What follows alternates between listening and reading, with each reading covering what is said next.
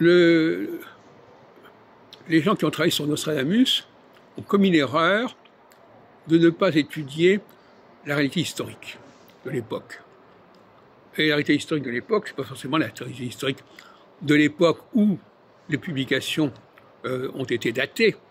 C'est la réalité historique de l'époque où Nostradamus a vécu et aussi des années qui ont suivi sa mort et le contexte politique de la fin du XVIe siècle.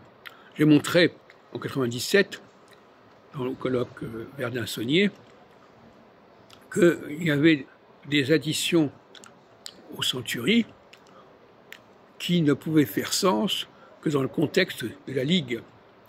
Quand on parle notamment de Tours, garde-toi Tours de ta proche ruine.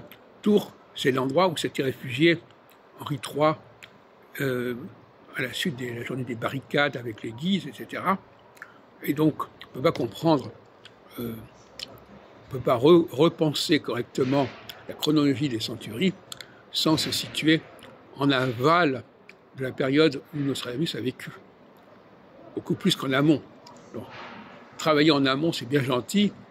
On peut essayer de trouver les sources, si on peut dire, comme a cru pouvoir le faire un brin d'amour.